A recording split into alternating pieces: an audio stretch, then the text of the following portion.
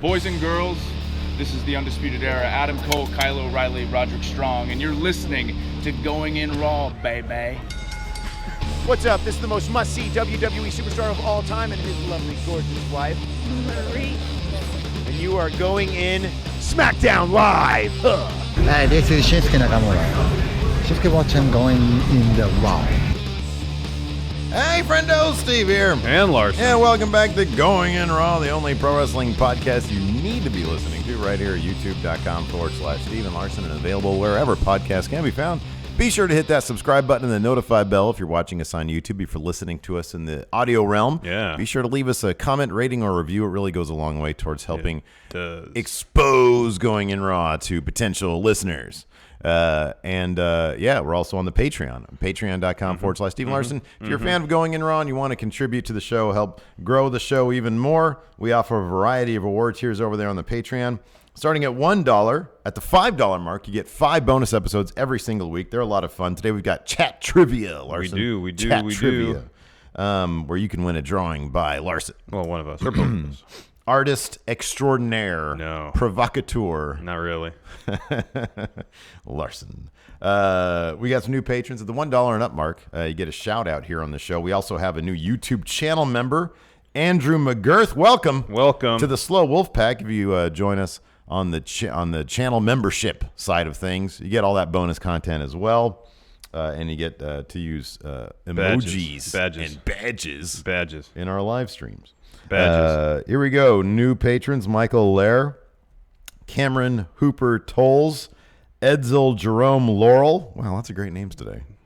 Brendan Wilson and Tommy Williamson. Thank you. A lot of great names over the past. So many great names. I wish I had a cool name like that. Absolutely. Anyways, although not very many people have the first name of And, so that's a good point. It's a rare name. Like many women have the first name Ann. Yeah. But not and. Yeah. The article. Anyways. So, it is an article. I think it's an article, isn't it? No, I think. And.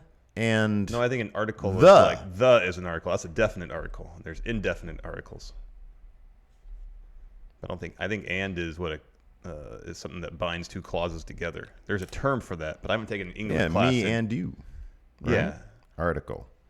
Let me see. But I haven't taken an English class in more than 20 years. And so these are the things that I forget. Articles. They're articles. Oh, all right. The 3 articles in English are a, an, and the. A, an, and the. Okay. Yeah. That's what I said. It's an article. No, you said and. And the. All 3 of them are articles. You said an, right? Yes. But you said and. And. Yeah. Oh, and the. Oh, okay. And. All right. Oh, well. Yeah, those are articles. They're definite and indefinite articles. What an awesome way to start the show. Heck yeah, Larson. man. English That's lesson. Great. Anyways, anything but to speak about SmackDown Live last night, right? We were there live. I mean, it was fun. I had a good time there live. Crowd was for the most part. Conjunction, that's what it is. That's what I was thinking. Thank you. Thank you. Taking an English class in forever. Yes, but I'm glad you were here, Larson. Anyways, we want to go see SmackDown Live. It was a fun experience live. But that being said, as an episode of SmackDown Live, it wasn't that great. As the title indicates, yes, there was way too much Shane McMahon. And that's coming from somebody who actually has been enjoying Shane's work quite a bit. Save for his Raw promo this week. Like, I think his promo game is pretty much on point. That being said, considering all the talents on the roster now, he shouldn't be anywhere close to being top heel on any program. That's really my issue with it. There's like... From a performance aspect, I haven't minded, for the most part, anything he's done. It's just, considering that the depth of the roster is immense and vast, he should be a supporting player, not a main piece. So, here's the deal, dude. I went on the Hulu thing this morning. I was actually just looking for like a suitable thumbnail. Yeah. And I get on Hulu sometimes for that, even though their stuff is like, it's like interlaced. That's weird. It is weird. Like when the motion happens, you see a bunch of lines and stuff. That's weird. So anyways, I got on there at the 23-minute mark of the Hulu broadcast, which excises. They take out some recaps, commercials. It's the substance of the show. Yeah. 23 minutes is the last time we saw Shane McMahon and from that opening segment. Yeah, from the opening, the entirety of the opening with The Miz and Drew McIntyre and Elias. 23 minutes of the Hulu broadcast. That's when we saw it. It's I'm looking at your notes right now. There's a lot of carryover from Raw. It's almost exclusively carryover from Raw. And you mentioned this before the cameras were rolling. The title of this episode really should be the wild card rule. I had said this last week. I said, maybe the lead to Super Showdown, the lead up to the build to Super Showdown, is what's really hammering home, or it's really causing all the redundancy. No, that's the deal now. Smackdown, what used to be the most enjoyable program of WWE television. Right. It's Raw Light now. It is. It's Raw Light, and it's been hampered by excessive use of video recaps. Yeah. Very often stuff we just saw on Raw. Redundant storylines because of this stupid wild card rule. Yeah. That has effectively made it so there's only really 5 stories going on WWE right now. Yeah. And they cross brands. So pretty much the only competitors who were on SmackDown last night that haven't shown up on Raw in recent weeks, the tag team stuff, is Daniel Bryan, Eric Rowan, Heavy Machinery, Apollo Crews, and Fire and Desire. Yeah. That stuff with Ember Moon. Yeah. And that's it. That's pretty much it. Meanwhile, in the dark match, after 205 Live, you get an Intercontinental title match between Finn Balor and Shinsuke Nakamura. A match that could be on a pay-per-view. Yeah. Easily. Yeah. And that's the dark match. Yeah. So people stay in their seats through 205 Live. Yeah.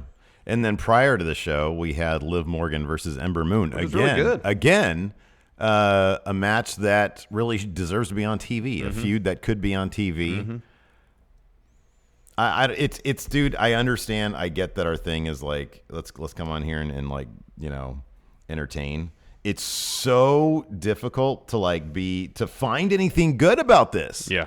It's not easy to find great, we get to talk about, and like you said, it's not that Shane McMahon's performances are bad. I got a kick out of some of his jokes last night. Yeah. Some of what he said was funny. Anytime I think he makes baked potato face is funny. It's hilarious. You share the DNA with a baked potato. It's great. But the bottom line is, I don't want to come into SmackDown like we have just seen. This is very recent. This is weeks old now that we watch Raw and then we get the same thing on SmackDown. Yeah.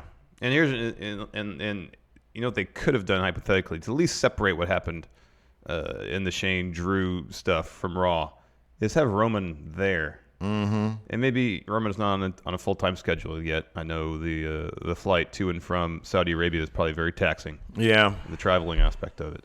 So I get it. If he's not, if his body's not up to maintaining a full schedule yet, totally understandable. Yeah. That being said, they literally played the same promo he gave after Super Showdown on both Raw and SmackDown this week in lieu of having an appearance. Yeah. Do something to separate it. Yeah. Give us new aspects. If you're going to rehash the same storylines between the two shows, at least episode to episode, give us something a little bit new. And that's not what's happening at all. Here, kind of unrelated, but something I think is worth pointing out. And I've noticed, for some reason, it seemed blatantly obvious being there last night as opposed to watching on TV. Numerous times, I can think at least 4 times, a wrestler made their entrance to the ring, got a good pop, and they instantly cut the commercial. Yeah. So whatever buzz, excitement is in the building for that competitor and their match that's about to happen is gone by the time they come back from the 2.5-minute commercial break. Specifically, the New Day come down. Both times I think they come down to the ring. The first time they came down for the promo, that place was hot. Yeah. And what do? Cut to commercial. Well, here's the thing about the Sacramento crowd. The Sacramento crowd we're a very there's nothing exceptional. Microcosm about Sacramento. There's nothing exceptional about our crowd, right? If you give us something good, we'll go hot for it. Yeah. If you bore us, we'll start chanting, "This is boring." Sometimes, if you don't bore us, we'll still chant it, and that pissed me off last night during 205 Live. Yeah. I absolutely hate that. If you're somebody who, while 205 Live is going on and these people are busting their asses in the ring, and you just chant, "This is boring," oh my God, I really want to punch you in the face. The funny part of it is that will happen just at the beginning of the match. And then when it starts getting good, everybody's chanting, "This is awesome." Yeah, I know. It's like, matches develop, especially when you give them time. I know. And it's like, this is 205 Live. Why are you even here? Mm-hmm. I don't know. Boy, that annoys crap out of me. Yeah. Anyways. So there's a lot of problems now with SmackDown. It used to be, whether it's because Road Dogg left, whether it's because it's the dude on the Wade Keller podcast, the guy who called in and said that the Raw and SmackDown running teams are no longer separate. They're just one giant group of writers trying to pitch stuff to Vince. Amorphous blob of whatever writers. The situation is. Wild card rule. It's like Raw has been the same mediocre program week to week and it's been forever. SmackDown is starting to drop to that level now. Yeah. And it's a bummer because it was regularly, easily, the better of the two main roster shows. And if they're going to start tossing this kind of garbage out for Fox and expecting to hit their 3 million viewer mark, they got to make some serious changes because this isn't going to do it. Not at all. Well, here's the thing. They're not. I mean, they're not going to get to October and all of a sudden say, what we've been doing has been wrong. They're going to be forced. Yeah, no. Fox will come in. They will force them. They will force them. Go ahead. Lord Chameleon says here in chat, he was at Raw last week, or they were at Raw last week, and Becky came out, went to commercial, and she just stood in the ring for 3 to 4 minutes with the lights down. That's what happens with everybody. Yeah. At least with the New Day, they were throwing pancakes into the crowd, trying to keep the crowd into it. Big E was out there air humping. He was trying to do everything he could to keep the crowd into it. Yeah. But by and large, competitors are forced to walk out there, get the crowd into their entrance, get to the ring, lights go down, and everybody just has to wait. Yeah. And it's like, why not just do the commercial break before the entrance? Yeah. I know. Yeah, it's pretty irritating. It's frustrating. So, yeah, like we said, there was just to kick this off, there was a dark match prior to the show. Liv Morgan, I was happy to see her. Yeah. And then versus Ember Moon. Yeah. Again, this is a feud, for whatever reason. I know they're building this Ember Moon versus probably Sonya Deville or Mandy Rose, one of them, both of them. Yeah. They're building that through like the the relentless shoving of magazines into people. But this is a really fun match. Ember got the win with an Eclipse. As awesome as those are on TV, they're such a joy to see live. The Eclipse is such a fantastic move. It's really great. It is. It's great. This is Cultaholic article about Raw's rating. 2.13 million. Record non-holiday low. And according to Wrestling Observer, the Warriors-Raptors game, which drew 18.2 million, can be considered the sole reason for the record low number. No. Well, he says the main sole reason. Yeah, look at that. No. Well, I mean, if it's different between 2.1 and 2.3, then yeah, I guess that's the sole reason. But the sole reason that the ratings are so low is that the creative is largely garbage. Well, I mean, and there's nothing for people to invest in. I get what he's saying. I mean, if you take away the game, it's up slightly. Then it's not going to be a record low. Yeah, that's his point. But it's masking a larger issue. The creative's not good. I'm sure Dave Meltzer knows that. Yeah. I think he realizes that. The show kicked off with Ms. TV, with Drew, Shane, and Elias also. Yeah. He came out too. Yeah, he shredded a little bit of his out-of-tune guitar. Let me ask you something. That opening segment might have been a very down-to-the-wire rewrite. Think about it. What did you notice? When they came out, number one, Elias hadn't been announced. He wasn't announced. Yeah.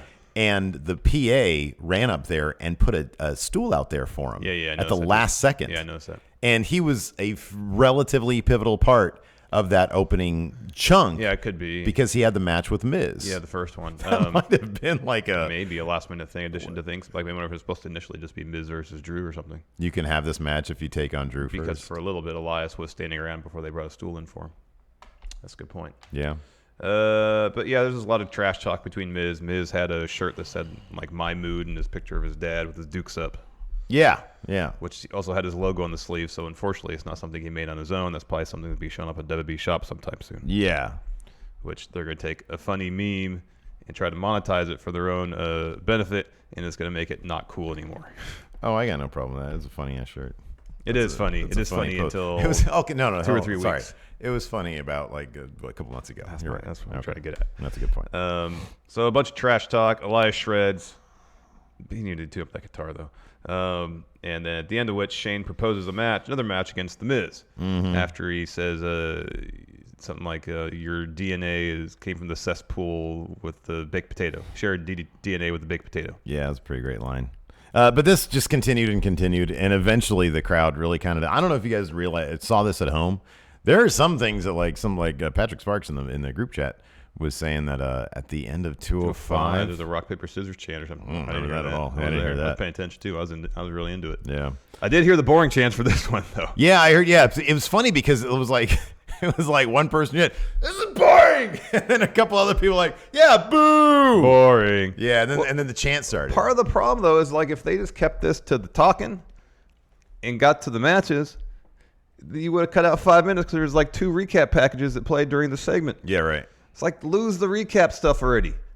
If people watch the show, they know what's going on. If they don't watch it, okay. Yeah, I know exactly. You got 2 hours. Don't waste 20 minutes of your 2 hours of goddamn recap. It's not a catch-22, man. It's not. They're not watching, so we need recap packages. It's they're not watching because you have too many goddamn recap packages. Yeah, as one of your issues. I know. Yeah, it's like, one of Legion. Yeah. Oh, let's remind you why you didn't watch yesterday. Well, here's another issue. They're not watching. The other issue is like WWE's dramatically inert enough that you can lose the recaps and you don't really miss anything. You don't miss it. Nothing happens on these shows, man. No, nothing happens. Nothing happens. Remember when stuff used to happen on great. shows? It was awesome. They used to, man, the cliffhangers that WCW used to end with killer hangovers. I'm sorry. Hangovers. Cliffhangers, yes. I had one beer yesterday. That's it. I feel hungover though. That's weird. Oh man. Yeah, I went to bed at like 10:30 last night. I went to bed earlier last night. And I woke up tired still. I know, me too. I was like, I slept pretty well too. And the thing is, like, I had a good time last night. Yeah. Like, here's the thing: you go to a WWE show, by and large, like they put on. Look, you get to hear all those cool theme songs, and they're really loud, and you get to see people, and you get to see all little things. Like, it's fun. Yeah. But man. Yeah. So Shane proposes a match with The Miz, but first he needs to beat Elias and then Drew. So a mini gauntlet. So and that happens now. So Miz takes on Elias, and of course Miz wins that one because Elias misses a top rope elbow. Miz follows with the skull crushing finale. He gets the win. His match against Drew happens immediately. It's a pretty quick match, and pretty early on, Miz goes for like a springboard type move and almost falls on his head. Oh my God! Horribly. Yeah, that looked bad. I mean, hats off to him for trying new things, but at the same time, I guess got to get a little crisper if it's gonna work. Finish for that. So Miz start to go for a skull crushing finale. Shane gets on the apron and distracts him. Miz turns around, eats a Glasgow kiss, and when he gets up from that, a Claymore. Drew wins. Afterwards, Shane gets on the mic, says, "You know what? After seeing all this, I want to have this match anyway. So ring the bell." Yeah. So he takes off his jacket, gets in the ring. Miz makes a brief comeback. In the end, though, Shane puts on the triangle choke. Miz taps. Yep. And the unfortunate thing about all this is either Roman's going to beat Drew at Stomping Ground, or if the advertised match Extreme Rules, which is Roman versus Shane and Drew, happens, Roman's going to win that. Not that I have a problem with Roman winning a match. It's just Drew should be doing something vastly more interesting. And at one point, Miz even referred to Drew as Shane's lackey. Yeah. That's what it is. There's zero reason at this point to be cautiously optimistic about anything, but I am cautiously optimistic that they're going to maybe use this to turn Drew face, which he shouldn't be a face because he's a great heel. And he's also a great face. Bereft of heels as it is. Yeah. But maybe he'll turn on Shane. I really doubt there's any long-term plan for any of this stuff, though, man. No.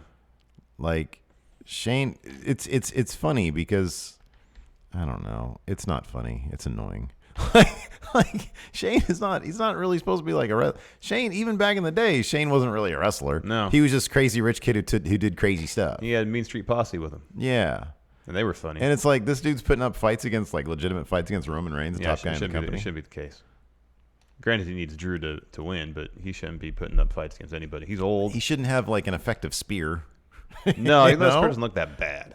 No, I know, but you know what I mean. His power ranking should not include, like, it shouldn't be that high. No, people saying what a great striker he is, and his punches look like doggy doo-doo. Yeah, they're pretty soft looking. Yeah, he is pretty funny though.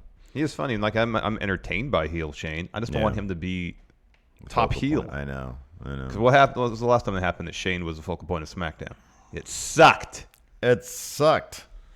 After that, we saw Ember and Sonya Deville and Mandy Rose backstage. They're still kind of bullying her a little bit. Give her a handful of the magazines that Mandy's on the cover of. And then Sonya smacks them out of her hands. Yeah. Ooh, that makes Ember very mad. Of course, if you recall a few weeks back. Oh, yeah, and then she attacks Fire and Desire, right? No, Garbage Can. She attacks Garbage Can. But if you recall a few weeks back, she was reading Dr. Jekyll and Mr. Hyde. Yeah. Someone's listening to the show, Steve. That's the idea I pitched for Ember Moon like a year and a half ago.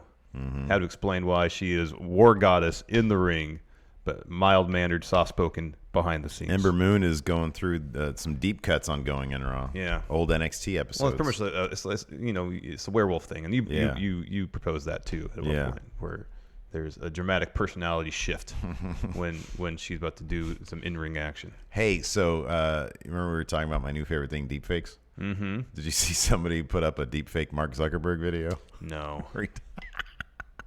It's a Zuckerberg video, but they deepfaked Zuckerberg on his own face, talking about like how insane it is for a billionaire to have access to all of your privacy information. I'm sorry, I woke up. We were joking about deepfakes last night. Yeah. Anyways, speaking about deepfakes, we didn't have some deepfakes this next segment because we had Daniel Bryan, Eric Rowan come to the ring, and a couple of Northern California wrestling institutions showed up as the Yolo County Tag Team Champions. Dave Dutra, the Futura, and AJ Kirsch. Yeah, man. You might know AJ if you play WWE 2K19. He's the voice of Buzz. Yeah, he's the My Career guy. Yeah. He did all the mocap and the voice acting for him. Yep. Terrific guy. We met him a couple times. Yeah. And yeah, he's all over the indie scene up here in NorCal. Yeah. He also won the Rock the Promo thing. Yeah, the promo contest Rock had on Broseph Joe Brody. Yeah, he's the host of Hood Slam. Yeah, he does all sorts of stuff. He also he acts as what do you call a dude who marries people? Officiant. Yeah, that's right. Yeah, so, he's done some weddings. And all around decent dude. He's a good guy. A few times he's met him. No, he's terrific. Yeah, he's awesome. And Dave Dutra's fantastic too. Yes. Yeah, he's been wrestling up here for a long time. Mm-hmm. Yeah, so it's good to see them in the ring, in a WWE ring, opposite the tag team champions. Mm-hmm. That was exciting. I actually marked out pretty huge for that. Yeah, absolutely. I was trying to look. I was like, who is that? Because we recognize Dutra's gear. Yeah. And we're like, wait, who is that? And then he shows him big screen. I'm like, that's AJ. Yeah. Look at that. That was cool. Yeah. So, anyways, it was really cool. So Daniel Bryan, another instance where they make their entrance, lights go down, Dutra and AJ walk down in the ring, and they have cardboard tag team titles. Yeah. Yolo County Tag Team Champions. Lights come up. Daniel Bryan drops a promo saying, "As the plan is tag team champions, we're here to take on some of Northern California's finest, the Yolo County Tag Team Champions." Cut to AJ and Dave Dutra, and right as about something's going to happen, Heavy Machinery come to the ramp. They start talking trash to Daniel Bryan. Yes. And then he says, "Well, come down here, test your mettle by taking on the Yolo County Tag Team Champions. If you can take the belts from them, maybe you'll be worthy of challenging us." And of course, Heavy Machinery win quickly via compactor. Yeah, thank goodness for that. I would like to have seen Dave Dutra, the Futura, get some offense in though. That'd have been nice. Or AJ too. AJ was tossed from the ring pretty quick though. Yeah, he exited pretty quick. I mean, it's good. It's good to see. Look, I'm not like a big Heavy Machinery fan, or even a fan. No, but I appreciate that they're on TV because this could have been easily a segment featuring, I don't know, any number of people we saw on Raw the night before. You know what I mean? Yeah. No. And really, the tag team division on SmackDown is pretty much Daniel Bryan, Eric Rowan, and Heavy Machinery. Yeah, I know. They need. Oh wait, no, the club's there. I think Carl Anderson tweeted, "Yes, I am still employed." Oh my God. Anyways, after that, we had R-Truth and Carmella. Go ahead. Sorry. Basically, after every episode of Raw and SmackDown, there's at least 5 wrestlers who tweet something to that effect. Yeah, I know. Cedric Alexander talks about wanting to be on 205 Live again. He said something like, I miss wrestling. Yeah, we miss him too. Yeah. I loved seeing him wrestle. Me too. You haven't seen Buddy Murphy on SmackDown yet? No, we haven't. Since WrestleMania. Matt Hardy tweeted about him. Yeah. He's back to being the best kept secret. Matt Hardy said it was such a joy to wrestle against Buddy Murphy. You guys are going to love him when you see him. Oh, we're not going to see him on main roster. That's the problem. He's back to being the best kept secret. Unless you go to house shows, that's the only time you're going to see Buddy Murphy. R-Truth and Carmella were backstage, and they're, R-Truth, again, starts saying how sucky it is to be 24/7. What do you call it? The 7-Eleven championship. 7-Eleven championship, yeah. And so, yeah. Then he got in a box. Oh, because they heard somebody coming. Yeah, and it was just like a production guy. Yeah, it was a PA guy. So he gets in a road case. And then they realized that when they closed the box, it locked itself. Okay, I know, but within storyline, I'm willing to. Yeah, that's fine. Look, man, I'm willing to give him so much. I'm willing to suspend my disbelief quite a bit, Larson. All right. It just looked like a heavy lid. Anyways, yes. Yeah, because she literally opened. It's like, oh, it's locked. I can't do anything. Yeah, I know. So he gets in the road case. Someone comes up to Carmella and says, "Hey, your match is right now," and she says to R-Truth, "Well, I got to go," and he's screaming from inside the box, "No, get me out of here! Get me out of here!" In walks Jinder Mahal. Yeah. He hears R-Truth yelling. It's all truth. Yeah. Truth, mother. And so he's going from case to case, realizes he's there, and then he starts impersonating Carmella. It was a dead-on Carmella. Oh, accent, perfect. too. Perfect. It was awesome. Truth. Ginger's doing great work right Oh, now. yeah, it's pretty truth. It's all grow. Truth. Truth. It's hard to do that. Yeah, I know. And so he says, "Okay, I'll get you out of there." Yeah. And then he goes and looks for a crowbar. Yeah. Next, Sonya Deville versus Carmella. Carmella. It's good to see Sonya Deville. However, another instance, someone making their way for an intro, cut to commercial. I didn't get to see the strobe lights. Oh, I was super happy about I that was one. excited to see Totally myself fine some with strobe that. lights. When's the last time we actually saw strobe lights? It's been forever. Yeah, I know, but hasn't she had entrances where she hasn't had strobe lights? Usually when she comes down the ring, it's with Mandy Rose, and they do Mandy Rose's entrance. Yeah, that's true. It's the first time we've seen her entrance in a while, and god damn it, no strobe lights. Totally fine with Nah. that. Yeah. Pissed me off. Sorry. Wild card rule. You know what's weird about it, though, is so Sonya and Mandy walk down the ramp, and they're at the foot of the ramp, and then they stand there, it seems like for a minute. Yeah. And then the lights go down. Yeah. I feel like basically every entrance was like that. Yeah. Basically, because Bailey's entrance was like that. New Day, Sonya, Daniel Bryan, and Eric Rowan. Mm-hmm.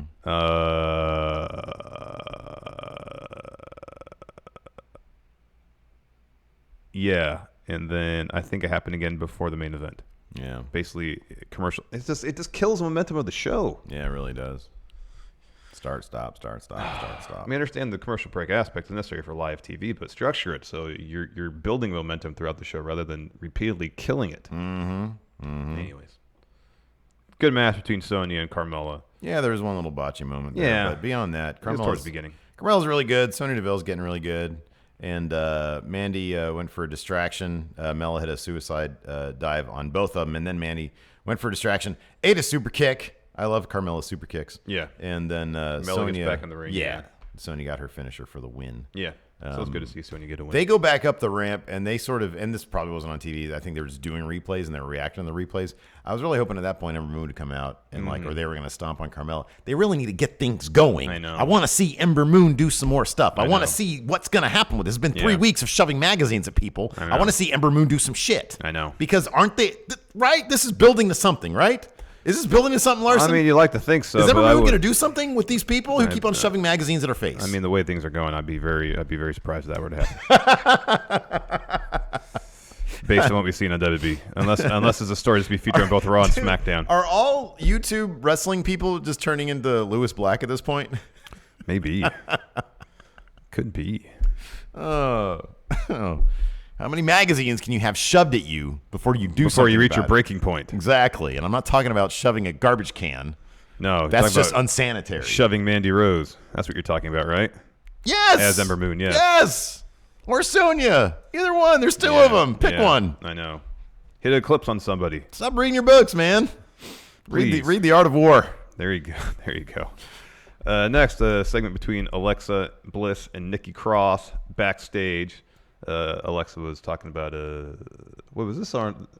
Literally, I just don't recall if this was on Raw or last night, where she had the phone out, the tweets. Was that last night? Yes. Okay. Yeah. Where she said, That's a good point. I had to think about it. "Yeah, I know," because these all just blend together. Bailey's blocked me.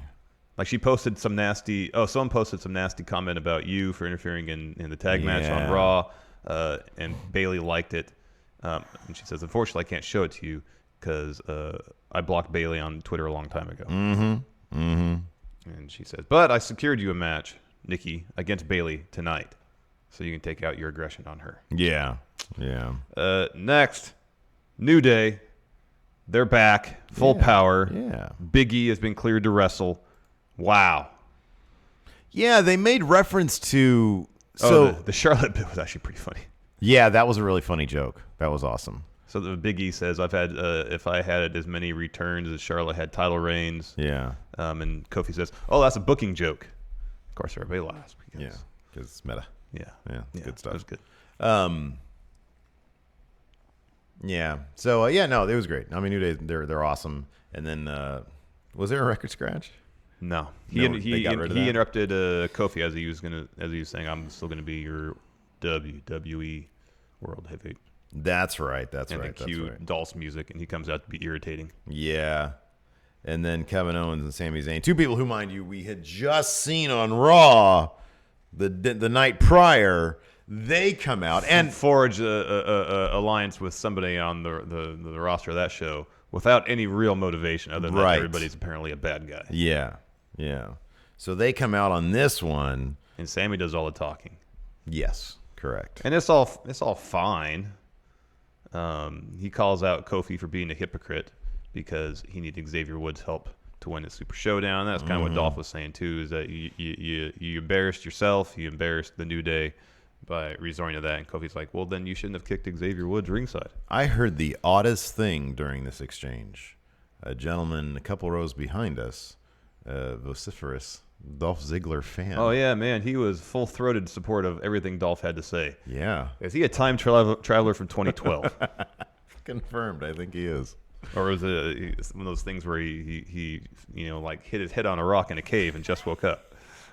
I like that it had to be in a cave. Some remote locale.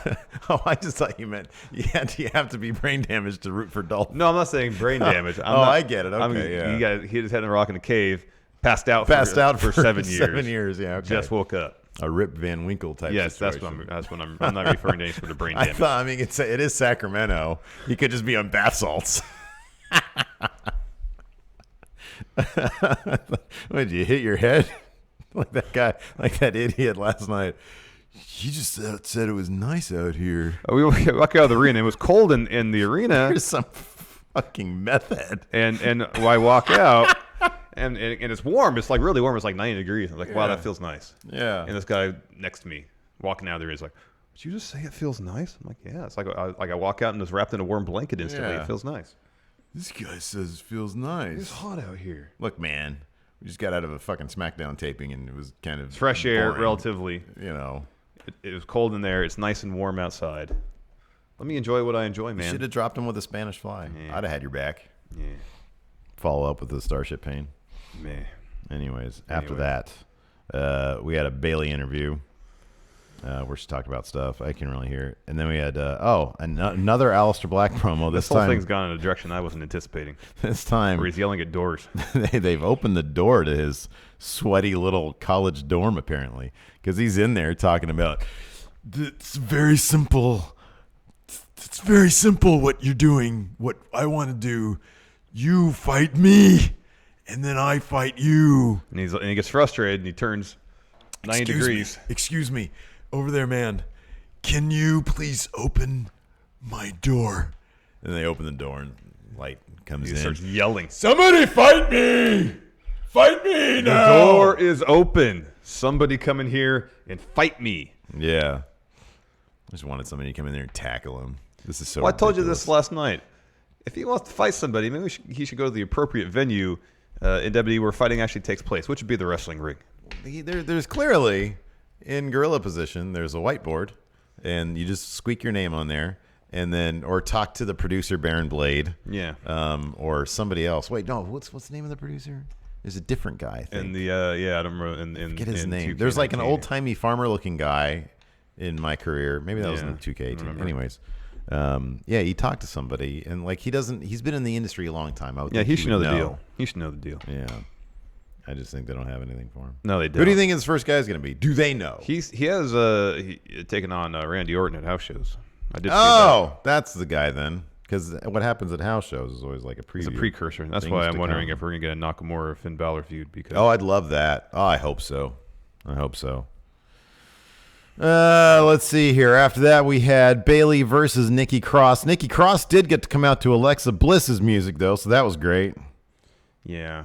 I figured it was like a segment or something. Well, I thought they'd have her come out, stand on the ramp until Nikki's music hit, and then walk down together. But no, Nikki got Alexa's music. Yeah, but hey, Nikki's on TV, so that's good. And the storyline was actually kind of decent. I do like her storyline. Yeah. I like this stuff. I think it's okay, so I'm not going to complain too much. Yeah, but this is a fun match too. Today just feels like complainy day, so I'm going to do that.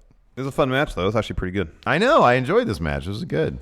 Bayley picked the win after top rope elbow, Mm-hmm. and then it was a kind of a cool little moment afterwards where Nikki rolls out of the ring and Alexa like reaches out and kind of holds her by the wrist, and she's just stand there staring at Bayley. Yeah, and you're not sure she has wrist control right there. You're not sure if she's going to help her new friend up or give her a rainmaker. Yeah, right. 'Cause that's kind of look on her face. Yeah. So. Because she tells Nikki before the match, like, hey, go out there and essentially soften her up. Yeah, soften up Bayley. Yeah, the thing about that, what you're suggesting, though, is that would be what?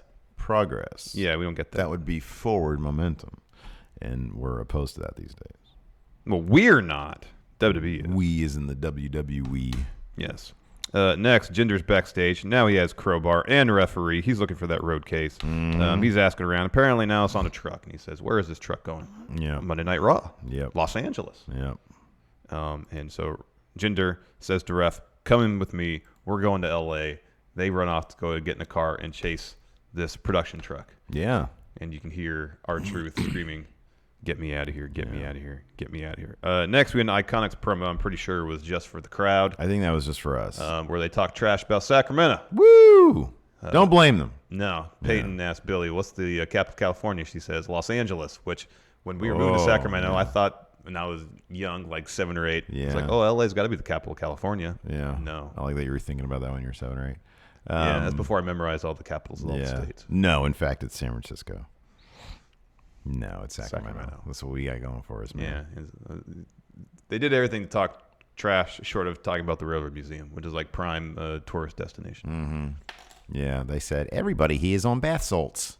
Well, they didn't say that. And then we're like, boo, that's true. But that's a sore point They didn't bring for up us. the Yahoo story from several years back. Lots of meth here. That Sacramento was the ugliest city in America. Oh, they should have. Yeah. It was like 2 years running. Yeah. Because people were bringing that up like within the past 2 months or so. Yeah. And I was like, oh, I remember that from like a year or two ago. Yeah. We got ugliest city. Yeah. And not the like the city itself. The people who live in it. The people. Apparently, Sacramento is filled with unattractive people. Yeah. That was the point of the story. Yeah. Well, you got to work on that, Sacramento. Gee whiz. Yeah, I guess. Anyway, it was fun. Next, Firefly Funhouse. Same thing on Raw. Same exact one, but still good. Mark was horrified at that. Yeah. He was not into that, man. Because I built him up. I was like, this is great. You got to watch this. I told him, yeah, Bray Wyatt's got a kid show now. And then he said, wow, okay. Not what he was expecting. His offended sensibilities. After that, we had Apollo Crews interview, which is cool. They talked about what happened between him and Andrade leading up to Super Showdown, where Andrade attacked him, laid him out before the bell rung on their match. And he says, well, if I see Andrade again, oh, man. Oh, boy. And then Zelina walks up and says, you better rethink that. Yeah. And starts kind of yelling at him in Spanish, which is great. And then she walks off. Apollo does this, like the interview's going to end. And you hear something. He was preparing to shut down. Yeah, off camera, and it's Chad Gable lurking. Yeah, short hair. He's got a notepad and a sweatsuit. Yeah, and he's just kind of writing stuff down, like, Yeah, and he walks off. We would see him later again last night in a tremendous match with maybe a botch finish. We'll talk about that tomorrow. So, what do you think his gimmick is now? Power rank what his new gimmick is. With Chris Jericho 2 years ago. Okay, that could be. He's putting him on the list. I think he's taking measurements. Could be. He is a. Going to make tailor? A suit, a tailor. Yeah, he's going to be a suit maker guy. Oh, I was going to say haberdasher. That's hats, though. Maybe he's doing that. Maybe he's getting into haberdashery. Haberdashery. There you go. Yeah, or maybe he's just going to open a lids franchise. Could be. That could be too. Wonder if we go to the lids and says, "Hello, my good sir, haberdasher. Yeah, I'd like to procure me a lid." Yeah, you probably get punched in the face. Probably. Yeah, those mall workers are so disheartened these days. Well, I mean, they're working for peanuts, basically. Basically, yeah. Anyways, they're like, yeah, they get just the number of Oh, hours. no, men's clothing. So he could be a haberdasher. Oh, there you go. That was just hats. All right. Yeah. In the British term, small items used in sewing, such as buttons, zippers, and thread notions. Notions. There we go. That's a good gimmick for Chad Gable. Haberdashery. Haberdashery. I like it. Instead, it was just botch finish guy. No, he didn't botch that finish. It was Jack Gallagher. Yeah, that was weird. Did you watch it back? No, but I remember this. Let's see if it lines up. So I remember at the Kenan. We'll get into this more in our 205 live recap tomorrow. It's a really good match. Jack Gallagher at like 9 gets in the apron and just stays on the apron, never rolls under the ropes. Okay. Is that what you? He was on the ground. Oh no, dude! When he yelled, he said 9. He looked down at Gallagher. Gallagher, he didn't move a No, he did. muscle. He did. He was like 9. And then right when he was going to go 10, Gallagher starts to spring up, and he's sort of on the apron. But he never rolls in the ring. No, he doesn't. And then, like, what is Kyoto supposed to do? Right. I think, yeah. I know. He said 10, and then they clearly show when Gable says, "Give me the mic," and he's like, "No, really? Okay." Yeah. Yeah. Yeah. I don't know what the deal was there. Yeah. I mean, if it wasn't a botch finish, that was a hell of a sell job. When he says 9, your ass needs to be up. I know. Yeah, that was totally a botch finish. Yeah. That was weird. It was really weird. Main event for SmackDown last night: Kevin Owens, Sami Zayn, and Dolph Ziggler. 6-man tag action Taking on the New Day. This whole entire match was structured around Big E getting that hot tag. Mm-hmm. Yeah, and when it finally happened, the roof blew off that place. People were so happy to see Big E back in action. So many overhead belly to bellies. Oh, it was great. It was awesome. It was great. And I was kind of expecting him or hoping that he would be the one to secure the win by pitting Kevin Owens, because that's a feud that feels like really needs to happen. Yeah, that'd be great. That'd be awesome. Whether it's a singles feud or Big E and Xavier Woods taking on Kevin Owens and Sami Zayn, given how Kevin Owens kind of replaced Big E in the New Day for a little bit. I would love a singles feud. We haven't had that with Big E in a long time. Yeah. A feud between him and Kevin Owens. If they don't do that, they have absolutely no idea what they're doing. Yeah. That's a feud that needs to happen. That would be hot. Yeah. Hot. Yeah. They're probably not going to do it, though. No, they probably won't. Because why would they do something cool? I know. In the end, Kofi picked up the win, hitting a trouble in paradise and Sami Zayn after laying out Dolph with one as well. It was a really fun match, but didn't really build towards anything. Unless they'd had Big E pin Kevin Owens, and then it could have built towards something. People love that. People love Kofi Kingston, though, man. Oh, man. He gets such a great reaction. Yeah. He's fantastic. Yeah. After that, we had 205 Live. We'll talk about that tomorrow. And then we had a dark match, like we mentioned already, Finn Balor versus Nakamura. It wasn't too long. Like, they finished it, and the match wrapped at 8:01. Yeah, it probably started at 7:50. So And probably about 10 minutes. God, if that, 7:52. I'd be surprised if it was 10 minutes. It was more like 8. It looked like Nakamura was in full house show mode. Yeah. Not putting a lot on his strikes. I mean, it was pretty much by the numbers, but, like, who wouldn't want a feud between these two? I know. I mean, come on. I know. And they can maybe even reference history. Like leader of maybe Bullet just Club, reference leader of Chaos. NXT. Yeah, right. I know, exactly. I feel like that's asking too much. Yeah. That was Finn's last match in NXT. Yeah, that's Nakamura. right. Yeah. Yeah. Like, at least. If I want to be champion, I got to beat the best. That's what he said. Yep. Anyways, let's answer some of these questions, man. I know people have lots of questions. Yeah, chomping at the bit. Yeah. Let's see here.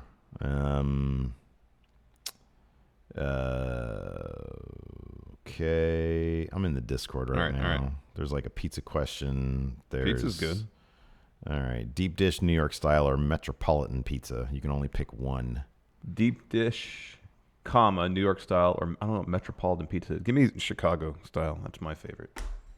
That's kind of deep dish. Man, it's such a mood thing for me. Like, if I just want to fold up some pizza and just ram it in my mouth, then it's all about New York, obviously. If I want to sit there and, like, inhale a brick of pizza, for me, then it's Chicago. I really like the buttery crust of Chicago style. I think it kicks it up a notch. The texture of it I like. Because sometimes some pizza dough can be just too doughy, a little too chewy, whereas I feel like Chicago style is light and buttery. It's almost like you're eating pizza on a pastry. Yeah. I like that. You and I go for different things when it comes to pizza. I'm about everything. I mean, the crust is important, obviously. That's the vessel. It's the vessel, right? But just the right mix and, like, fresh mozzarella and freaking the toppings.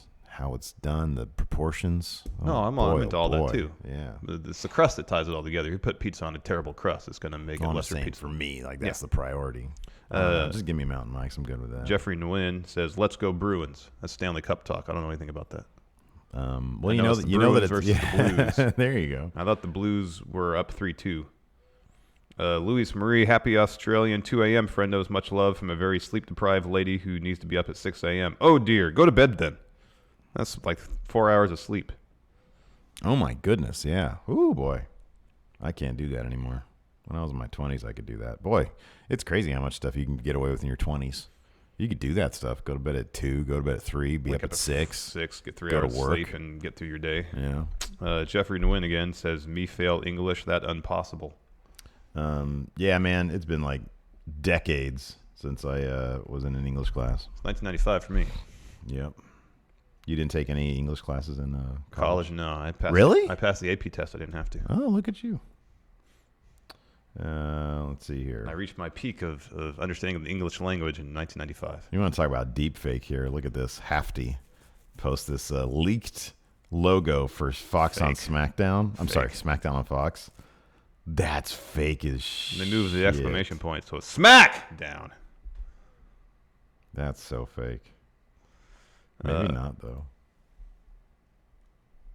I don't know, man. No, I don't know. Why they have like cartoon filters on the wrestlers there?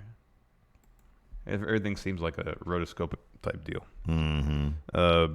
Brandon Garza, does 205 stand more of a chance with WCR Maine?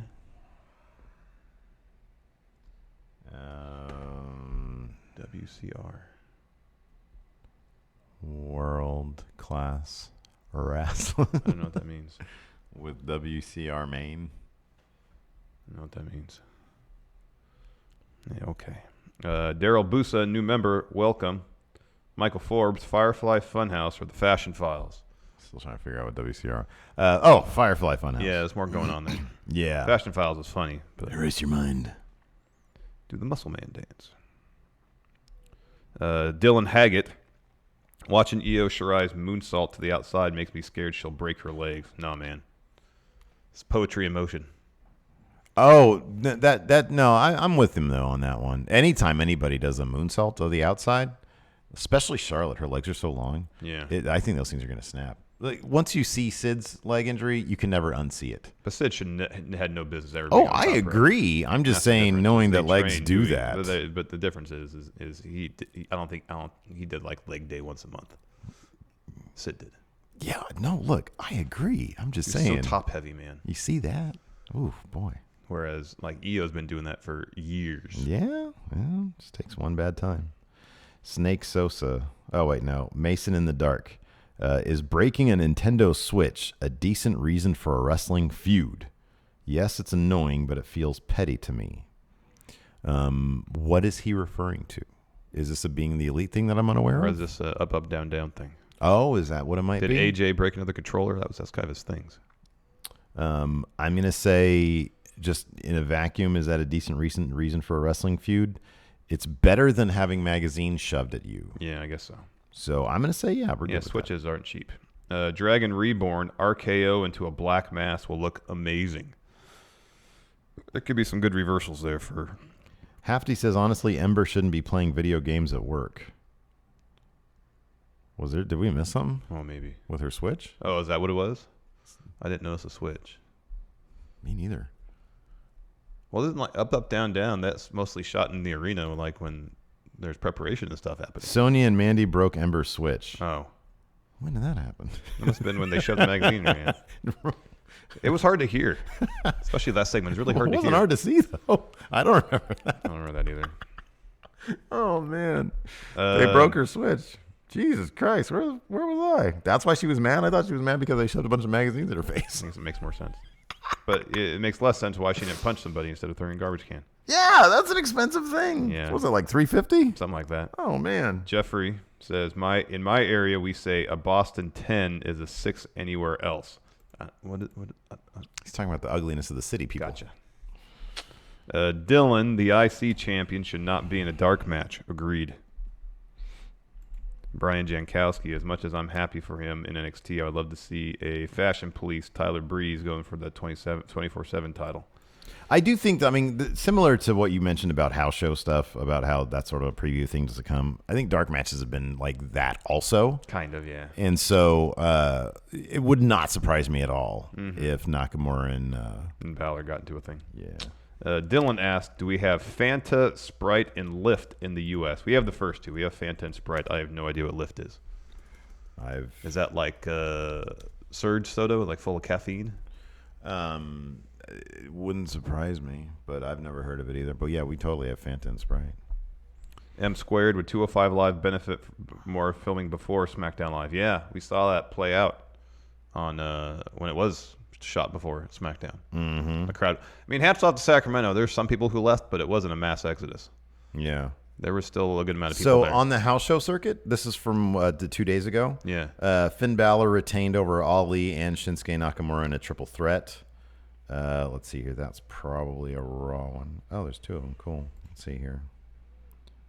Fresno, that's a Raw one. Stockton, this is SmackDown. Finn Balor defeated Ali and Shinsuke. Okay, so we might be getting maybe a combination. Cool.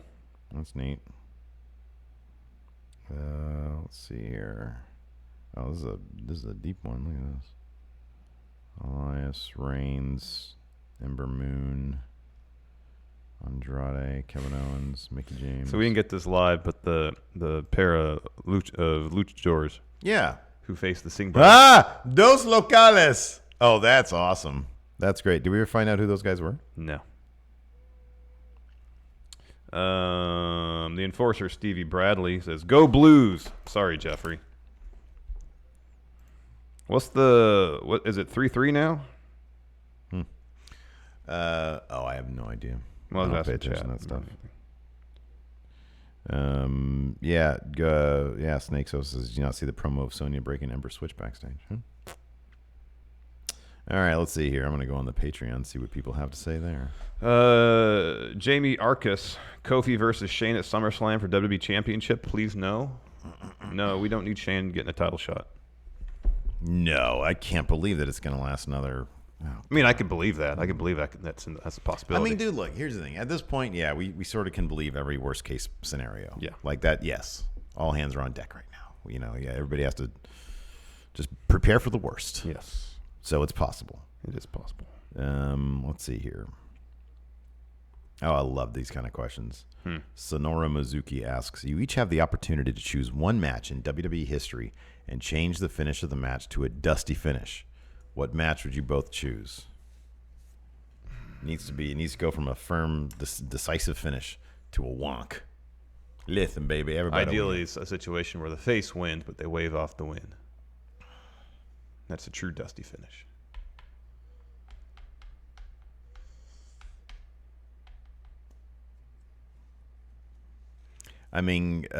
Probably the most prominent clean victory that you kind of don't want to have happened was Triple H Booker T.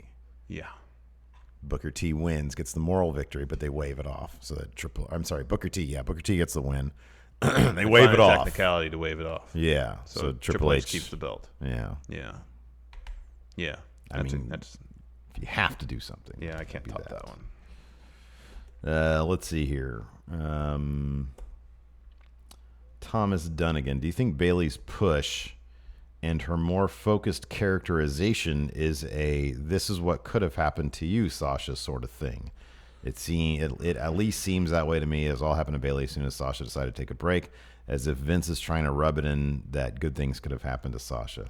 Well, I guess what we heard the plan was they were breaking them up so they could both have singles pushes. They're going to be broken up by brand. Now, given that I don't think anything would have changed with the Lacey Evans stuff, I believe that Sasha probably would have been on the outside looking in anyways. Yeah. At least short term, yeah.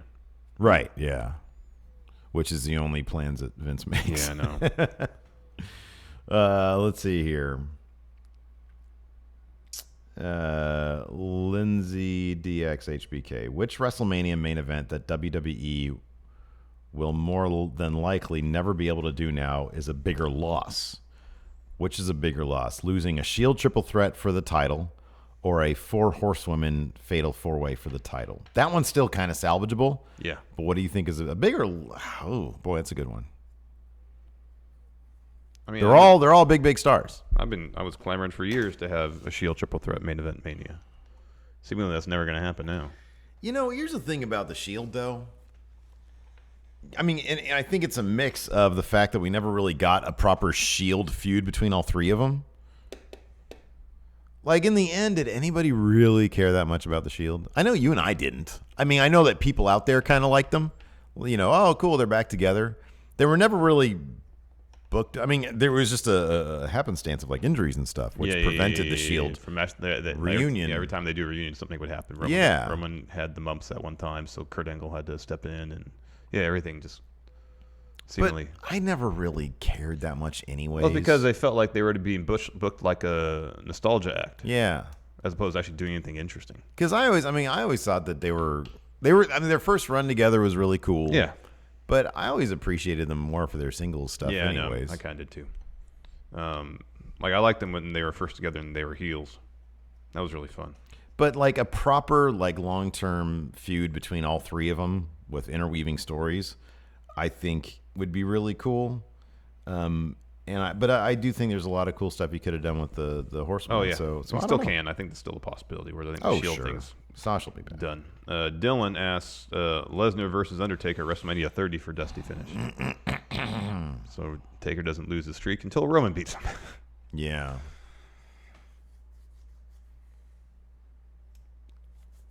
Yeah. Yeah, I don't know. I still like how that went down. Yeah, I don't have a problem with it. Lesnar beating Taker was a pretty big moment. Mm-hmm. Let's see here.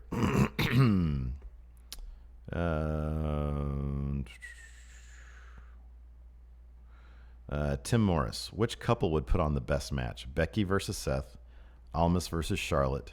Oh, this is not even close. Johnny versus Candace, and then Alistair versus Zelina. It's Johnny versus Candace easily by a mile. Although I think Andrade Charlotte would be really good too. I think that could be good. I think Becky Seth would be fine, but Johnny versus Candace, Yeah, are you man. kidding me? Like, yeah. Oh man, Joe McGinnis. He makes this point. It's heartbreaking. Chances Buddy Murphy will be chasing R-Truth for the 24/7 title before he has a match on SmackDown Live. I mean, if I were asking the Magic 8 Ball, chances look good. That's more of a likelihood than him actually having a real match. I'd say it's got to be at least 50-50. Yeah.